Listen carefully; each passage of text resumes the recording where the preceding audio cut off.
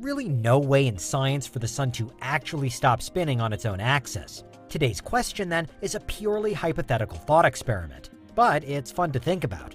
Currently, the sun spins very slowly, but because it's made of plasma rather than rock, like Earth is, parts of it spin at different speeds. This is called differential rotation, and it means that some regions of the sun take up to 30 days to complete just one full turn, while others are quicker. Of course, rotation in itself isn't unusual among celestial objects. Every planet in the solar system rotates, along with moons, asteroids, high-energy pulsars from further afield, and even the largest black holes in the universe. Every object rotates because of the motion set off by the Big Bang. And although it's comfortably the most massive inhabitant within our particular part of space, the sun is no exception. The strange thing is, though, that if the sun's perpetual movement were ever to stop, then it wouldn't necessarily affect much of anything else.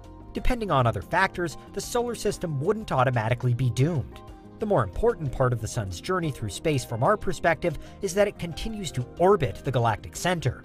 If it were to stop spinning but its path around the Milky Way were to be unchanged, then we'd probably be fine. In fact, we could even be safer than usual. One notable effect that a stilling sun would have for us on Earth would be fewer solar flares, and any solar flares that were emitted should be far easier to predict. This is because the casting of solar flares is usually the result of the sun's differential rotation. Thanks to the varied movement on our star's surface, there can be buildups of energy in and around bright patches called sunspots, and when these eventually burst, you get a flare.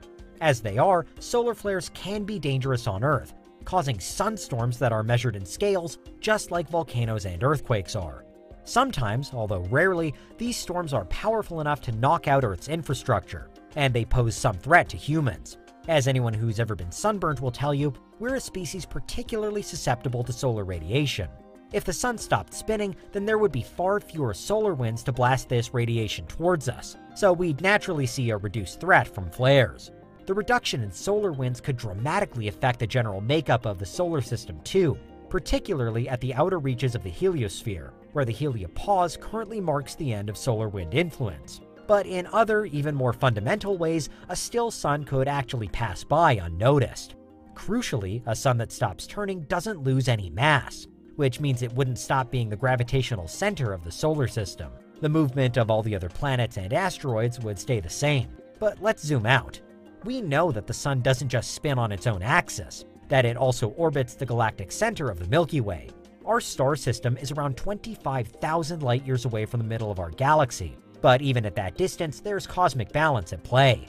The sun reliably travels through space at around 500,000 miles per hour, and it takes up to 250 million years to complete one full circuit. If any of this was somehow stopped, then we'd have a totally different problem on our hands.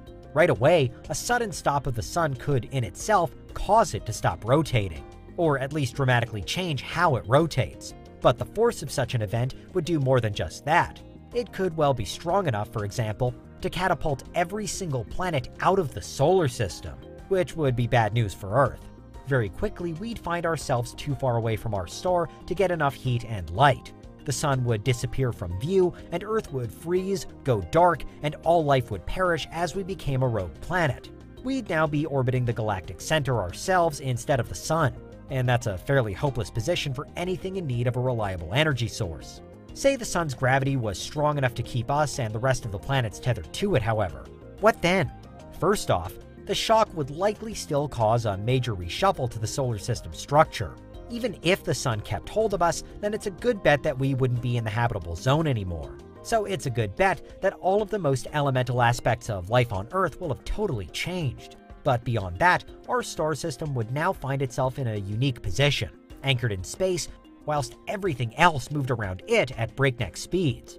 Except we wouldn't be anchored for long, and soon we'd be on a collision course with the supermassive black hole at the heart of the Milky Way, Sagittarius A star. Yes, it's 25,000 light-years away from us, but it also has a mass millions of times greater than the sun. So if our star system just refused to orbit, then it could well be pulled in.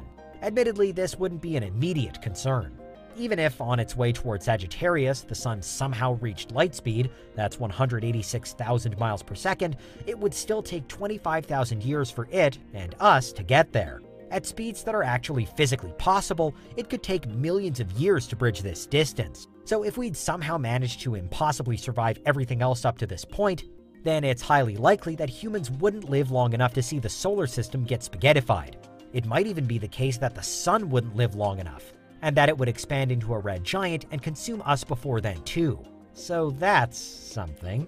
But surely there has to be a bright side, or a possible solution to this hypothetically terrible turn of events? Silver linings are tough to come by here, but one potential benefit of our doomed journey would be that the stars in our sky would be constantly changing. Our window to the rest of the universe would significantly shift over thousands of years.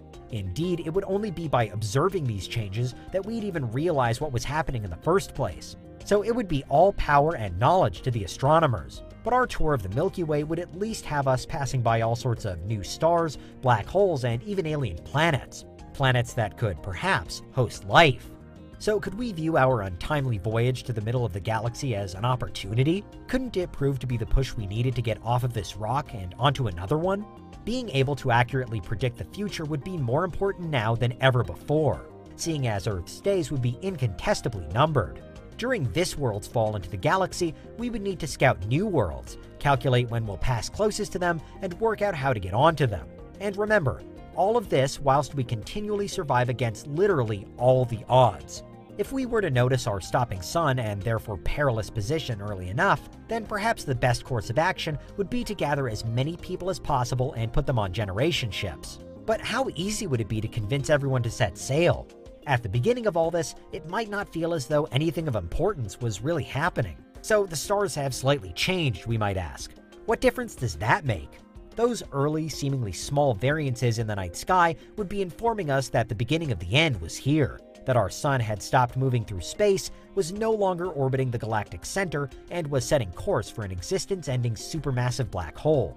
So take our advice. If the stars ever do change and you're offered a ticket for a one-way journey into space, grab it. But really, back here on regular Earth, today's question is relatively simple. If the sun stops rotating on its own axis, then most of everything could well continue as before, and the effects to Earth might even be minimal. But if the sun fell out of orbit, then it could wind up hurtling towards certain death, and we could be